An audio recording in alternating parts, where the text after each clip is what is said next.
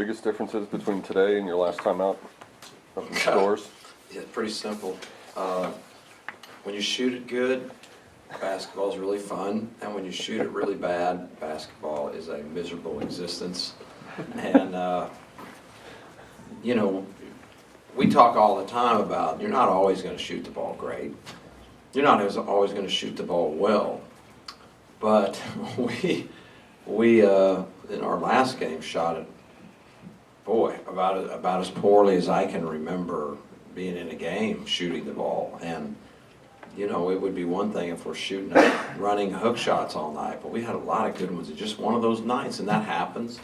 And then this happens, you know, and the game starts out, and it looked like we're going to have a three-point shooting contest, for gosh sakes. And give them credit. East Carolina is certainly not known as a three-point shooting team. And oh my gosh, I think they took 17 out of their 24 first half shots were threes. And far more went in than we were hoping for, I can tell you that. But we felt like over time, you know, maybe that would even out and they would get a little bit more to their norm. They're normally a better penetrating team than they are a three-point shooting team. So fortunately, you know, the second half kind of settled into what we actually thought game plan-wise might happen from the beginning. But you know, we looked at our game the other night. We played good defense. We rebounded fine, didn't turn it over. We just shot abysmally, and then it was fun tonight. It's more fun for the fans too. They want to see the ball go in, and you know, anyone that watches basketball, 90% of how you perceive how someone plays is well, they score, right? I mean, it is. Fans aren't watching, say, look at that defense, look at that block out, look at that extra pass, and look at all these things, you know.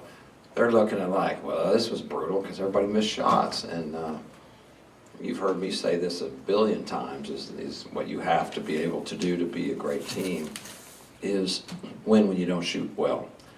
But I don't know if you can win when you shoot 20-some%. That's pretty tough. But let's talk about tonight. Tonight was great. Today, it's not tonight. Today was great. Proud of our team. On the outside, you guys can't imagine how many things are going on. How many guys are playing in pain? How many guys are, you know, amazingly stepping up on game night? Benny Malgu got hurt in the Connecticut game. Didn't practice for 2 days, limping around. He plays like that. Shake, as you see, is, you know, he's been favoring his left hand for the longest. He plays in pain a lot. And now tonight, his right hand. He was in pain the whole night. Plays like that the whole game. He won't come out. I keep asking him, you need to come out. Nope, I'm not going to come out. You know, Coy's been battling injuries all year. Tries to play through pain so much. You know, we're not talking about injuries. We don't want our guys to ever play injured, but hurt. You know, you're hurting. You got things that are keeping you from being at your best.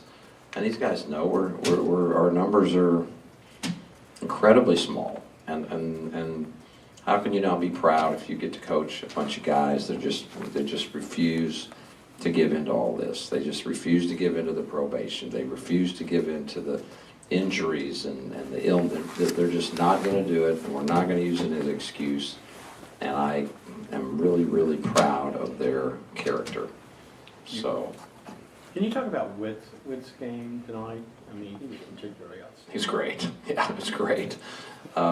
He kind of ran the game. You know, he obviously shot well, so you can go right there and, you know, when you shoot well, but he did way more than that. He made some great plays. He was really, first of all, he's a very bright player, and he felt some things, and I always like when our players communicate to me what they're feeling. I think that's really important. I know when I was a player, I felt some things, and you know, it's a little bit of a different thing out there. We need to do a little more of this, and I like guys like that have a high IQ, and he even you know, put in his 2 cents a couple times. He was right every time.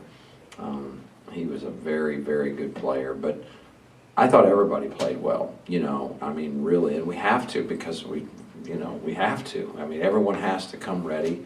We're talking about that all the time. We all got to be in a fever pitch mindset, because there's, you know, we're small, we're not deep, we're young, we're inexperienced. We've been moving in guys in and out all year. We're we're not where most teams are this year, where you've just been playing together the whole year with the same guys. We're not.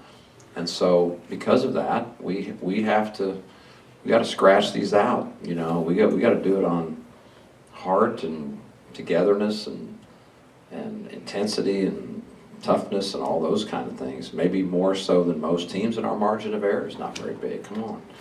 It's not. And I'm not afraid to tell our guys that. You know, we don't have the luxury. Not now. You know, we did, but we don't now.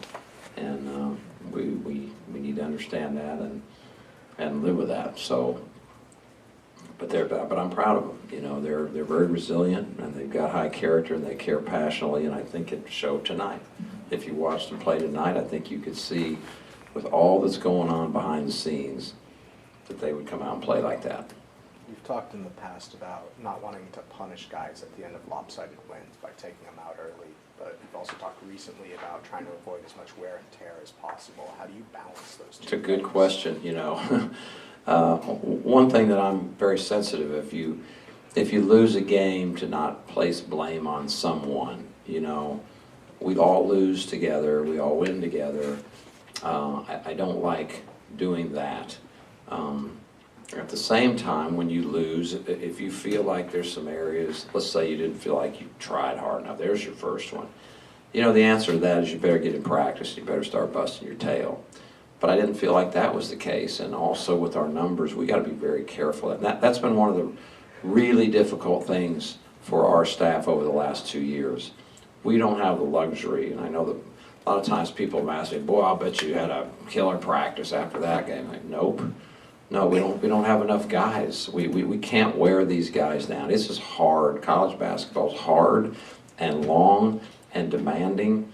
And when you're asking guys to play 30-some plus minutes night after night at a high intensity level, and they're dinged up, and they've got swelling and this and that, you can't go to the practice floor and say, hey, let's hook up for 2 hours. And so we've had to be very creative, and it's been honestly the challenge of my coaching career. This is something totally out of the box. I've never been in a program where we're on probation and we just have a few guys all the time, and then we get more injuries and we got fewer guys. I've done this for 30-some years. I've never experienced this. So we do this on the fly with as much of our experiences as we can draw from as a staff, and as much common sense as we can draw from.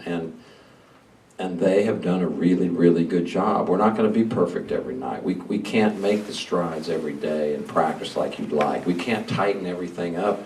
Heck, half the time we don't even know who's playing what position. We got guys out there, honestly, on the fly, telling them, you know, hey, you're over at this position. This is what you're supposed to do on this one. I mean, that doesn't happen in late January. Those things are all ironed out, but that's what they're doing, and that's why I really appreciate them, and I hope our fans appreciate it. That's why I'm trying to educate, and I like to do it after a win, not sound like excuse maker when you lose. You know, I don't ever sound like that, but I want people to know and appreciate what those guys are doing, because I do. I really do. I'm proud of so much of what they've accomplished.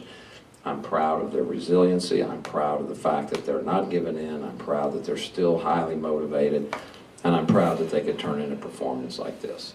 But is there any temptation in a game like this where you're up by almost 30 with 10 minutes to go to pull the starters and give them some extra rest? Yeah, but I always have a problem, and the whole staff is on me about this. Okay, anytime we're on a big run, I just have a hard time subbing a run. I don't care. I just, and I also never want to be someone that subbed a run too early and the game turned around, because I have lived that. So maybe I go too far, and I certainly am never wanting to, you know, late in the game when I know for a fact this game is over now, you know, all the substitute. I don't like to sub big runs, and we were on a big run. I don't like to mess with it. I never have. It's just hard for me to think, hey, why tinker with this? Let's just run it out, and then everybody else can play, you know, whatever. Now, if it's not going well, then of course, you know, it's easier to sub, but at the same time, we don't play again. We have tomorrow off. You have to take mandatory. Tomorrow's off, and I knew that, and we don't play till Thursday. So, yes, it would have been a little bit different if we had a Wednesday game, to be honest with you, but I knew, you know, they'll rest tomorrow. And I also didn't think the pace of the game was incredibly quick. You know, it wasn't slow for sure. There was a good number of shots. but I didn't think it was frantic pace, which, you know, that you have to kind of judge that in not just how many minutes you play, but what is the pace of the minutes. You know, if there's lots of running up and down, quick possessions, those things can really wear you down. But if it has a little more half-court feel, and it took them a little bit longer in the second half to attack our defense, so, you know, we kind of kept it where we wanted there in the second half. But I love getting everybody in the game. You know, I think that's all the guys that work, you know, are guys behind the scenes that do so much. James and Luke, you know, I always love when they get in the game. And speaking of, you know, I like lime green. You know, I enjoy lime green. I don't think I would pick a lime green tie, just so you know. But as many of you know, that you know, we're supporting, and you know, Jonathan Wilfong was a big part of it. Of course, Luke is his brother, of raising awareness for coaches for literacy, and you know, we're proud of that, because there's just, we look at statistics, and you know, we're worried about basketball and winning basketball games, but when you look at statistics and you see, if I'm not mistaken, 2/3 of fourth graders are already reading below their class level, I mean, in the country, and that's some pretty sad stuff. And then they do the research to show that if you are reading below your fourth grade level by fourth grade, then your odds of some really, really bad things happening to you in your life are increased exponentially. So, you know, this is good stuff, and I want to, you know, kind of give a shout out to the Wilfongs and the other people across the country that are trying to help here. It will help kids. It will help our society. It can help our crime rate. It can help a lot of things, and it's just such a positive thing. So that's proud to wear what I normally otherwise might not wear, but is a bright lime green tie. Any superstition? Will you keep wearing it as long as you You know, we did last year. I don't know if you remember. Hey, we couldn't take them off. We went a long time with green ties. I can't remember if we got all the way to Cincinnati. We were on a roll with a green tie. So I don't know. We'll have to have that discussion. You know, I wish there were blue ties, you know, or red, or, you know, I don't know, maroon, anything really but lime. But it's okay, you know. So we'll have to decide on that.